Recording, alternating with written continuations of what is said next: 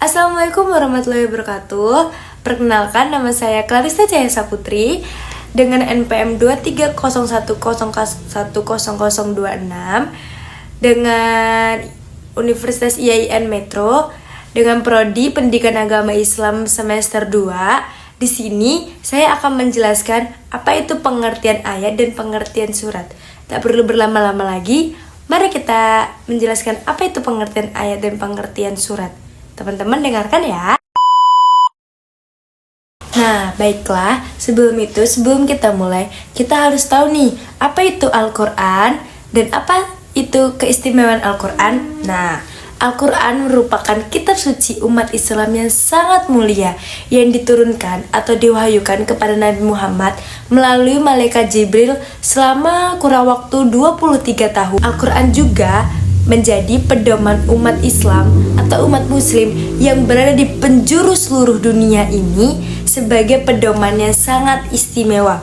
Selain dari itu, Al-Quran juga melalui proses penyusunan yang sangat dibilang sulit daripada zaman Nabi Muhammad hingga zaman Utsman bin Affan yang berhasil mengumpulkan Al-Quran hingga menjadi mushaf Al-Quran pada saat ini. Nah, itu tadi adalah penjelasan apa itu Al-Quran. Nah, sekarang ini kita menjelaskan apa itu tertib ayat. Al-Quran itu terdiri dari suatu ayat yang panjang maupun yang pendek.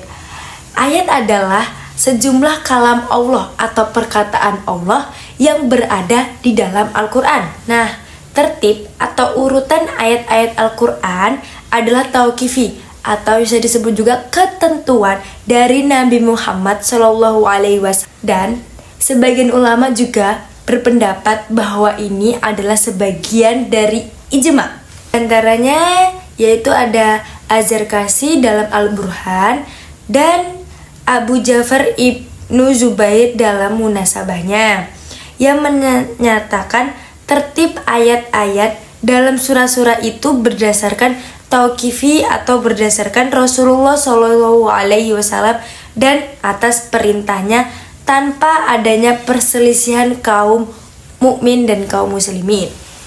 Nah, pada masa itu juga Jibril menurunkan ayat-ayat kepada Rasulullah SAW dan menunjukkan kepadanya tempat di mana ayat-ayat itu diletakkan dalam surah atau ayat-ayat turun sebelumnya. Lalu Rasulullah SAW memerintahkan kepada para penulis wahyu untuk menuliskan di tempat tersebut. Ia menyatakan kepada mereka, atau Rasulullah menyatakan kepada mereka, letakkanlah ayat-ayat ini pada surat yang di dalamnya disebutkan begini dan begini. Seperti itu. Dengan demikian, tertib ayat-ayat Al-Quran yang sudah musnad atau yang beredar pada saat ini yaitu adalah tauqifi atau tanpa diragukan lagi. Selanjutnya yaitu kita membahas tentang apa itu tertib surat.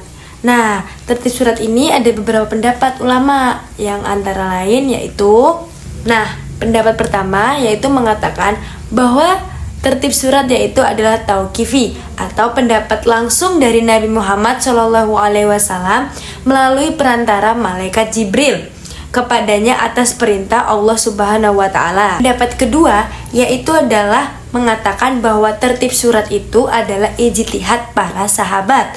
Nah, sebab ternyata ada perbedaan mushaf yang ada pada mereka itu. Itu kan tadi ada dua pendapat tuh. Nah, akan tetapi dari kedua pendapat itu tuh yang paling benar adalah pendapat pertama, yaitu pendapat tentang bahwa tertib surat itu adalah tauqifi atau berdasarkan Rasulullah. Karena pendapat yang kedua ini tidak berdasarkan dalil atau berdasarkan hadis-hadis tersebut, jadi tidak dinyatakan benar. Jadi dinyatakan benar adalah dinyatakan yang sudah deal itu adalah pendapat yang pertama, yaitu pendapat tentang tertib surat adalah tentang tauqifi atau berdasarkan perkataan langsung oleh Nabi Muhammad yang perantaranya adalah malaikat Jibril. Itu tadi adalah penjelasan dari tertib ayat dan tertib surat. Nah, dapat kita simpulkan nih. Nah, ya, ayat adalah suatu kumpulan kata yang mempunyai awal dan akhir, termasuk di dalam suatu surat dari Al-Quran. Tertib ayat adalah semua ayat yang berada pada tempatnya sendiri-sendiri. Nah, tertib atau urutan ayat-ayat tersebut bisa kita sebut yaitu dengan tauqifi atau ketentuan dari Rasulullah Shallallahu Alaihi Wasallam. Adalah sekelompok ayat-ayat Al-Quran yang berdiri sendiri, yang mempunyai pengawalan dan mempunyai pengakhiran atau penghabisan. Tertib surat adalah semua surat yang terdapat di dalam Al-Quran berada pada posisinya masing-masing. Jadi berada pada tempatnya sendiri-sendiri. Dan susunan ini telah ditetapkan dengan ijtihad. Di penjelasan dari saya, mohon maaf jika ada salah-salah kata dan semoga bermanfaat bagi kita semua. Saya akhiri, wabillahi taufiq walhidayah. Wassalamualaikum warahmatullahi wabarakatuh. Bye bye semuanya.